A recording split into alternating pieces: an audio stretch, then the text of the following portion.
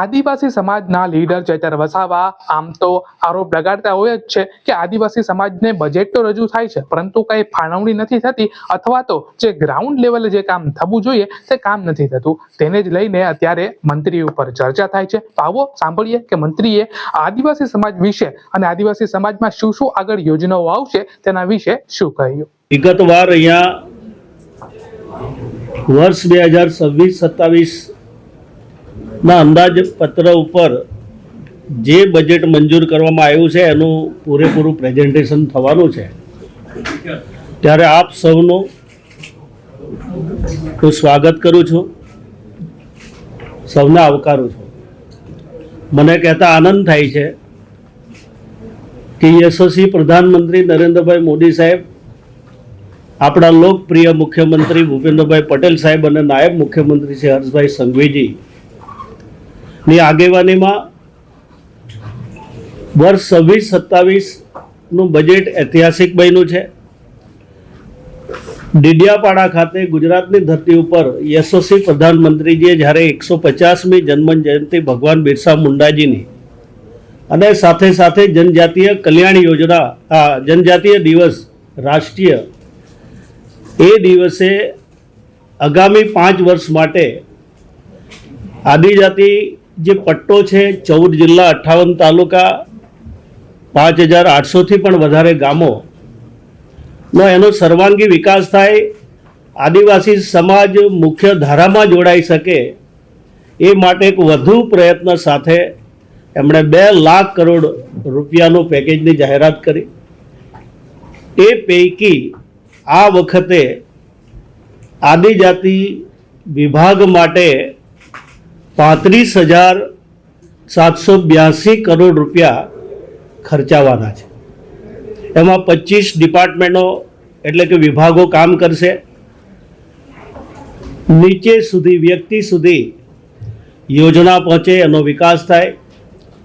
વિદ્યાર્થી લઈને રોજગારીથી લઈને ખેડૂત સારી ખેતી કરી શકે, પ્રાકૃતિક તરફ આગળ વધી શકે, એ પ્રકારની તમામ આ યોજનાઓ સાથે આ બજેટની અંદર જોગવાઈ કરવામાં આવી છે.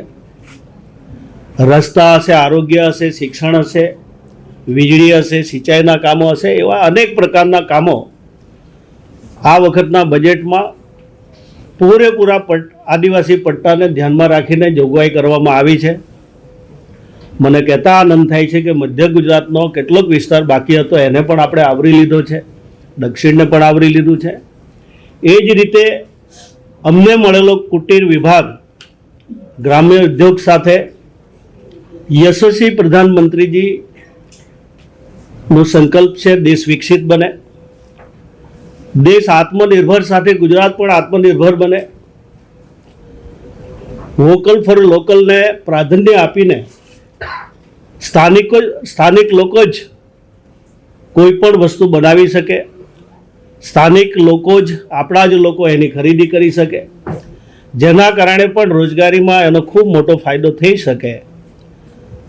એવા અભિગમ સાથે બંને વિભાગો ખૂબ સારું કામ કરવાના છે. ત્યારે હું આપની પાસે પણ અપેક્ષા રાખું છું કે અમારા બંને વિભાગની યોજનાકીય માહિતી નીચે સુધી જાય, એમાં આપ મદદરૂપ થાઓ એવા એક તમારી સહયોગની અપેક્ષા સાથે ફરીવાર સૌને હું સ્વાગત કરું છું. મારા બંને મંત્રીશ્રીઓ પીસી બરંડાજી અને સૌરભભાઈ એ પણ મારી સાથે ઉપસ્થિત છે, મારા અધિકારી મિત્રો પણ ઉપસ્થિત છે. એટલે આપણે વિગતવાર જ્યારે વિગતવાર પ્રેઝન્ટેશન થશે તો નીચે સુધી લઈ જવા બધા જ પ્રયત્ન કરશો એવી અપેક્ષા. ધન્યવાદ. વિસ્તારોમાં કનેક્ટિવિટી સુદૃઢ થાય એના માટે 500 નવી મિની બસ આ વર્ષે ચાલુ કરશે અને સાથે સાથે વિસ્તારોમાં જે બસ સ્ટેશન્સ છે એનું પણ નવીનીકરણ, આધુનિકરણ માટે 186 કરોડની જોગવાઈ ટ્રાન્સપોર્ટ ડિપાર્ટમેન્ટે જનજાતિ કલ્યાણ યોજના હેઠળ કરી છે.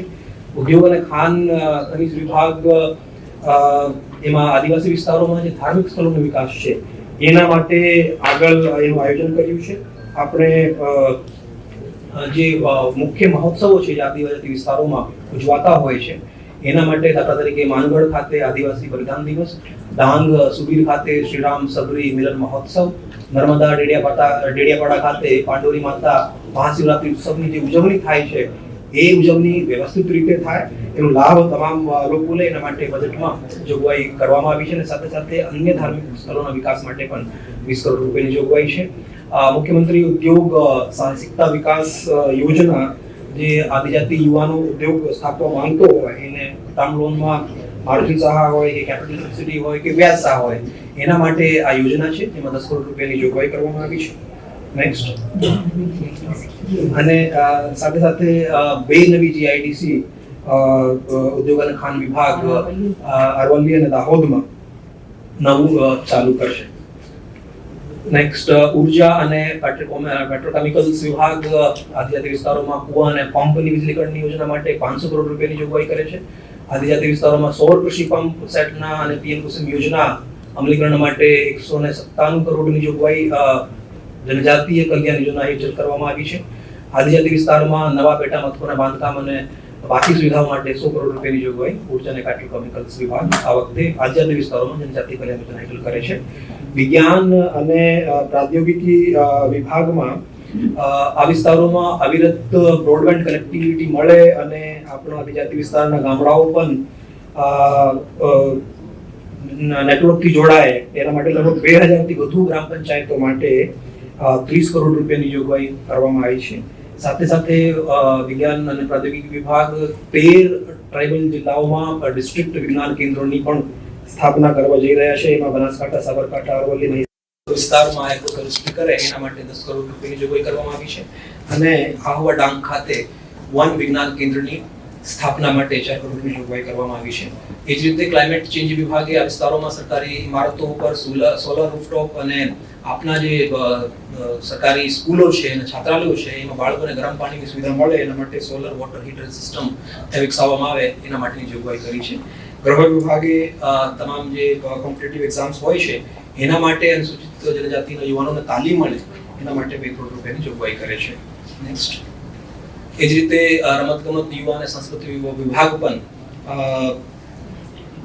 જે ભગવાન બિરસા મુંડા સરકારી તાલુકા પુસ્તકાલય છે એના માટે લગભગ 20 કરોડ રૂપિયાનું આયોજન કરવામાં આવ્યું છે અને સાથે સાથે નવા જે રમતગમતના સંકુલો છે એમાં 2 જિલ્લા અને 7 તાલુકાઓમાં કુલ 9 જિલ્લાઓમાં હાઈ પરફોર્મન્સ સેન્ટરની સ્થાપના થશે અને 5 જિલ્લાઓમાં જિલ્લા કક્ષાના રમતગમત સંકુલોનું નિર્માણ થશે. અને જે અનુસૂચિત જનજાતિ વિસ્તારમાં ક્રીડા કૌશલ્ય વર્ધક કાર્યક્રમો છે એના માટે પણ 2 કરોડ રૂપિયાની જોગવાઈ કરી છે.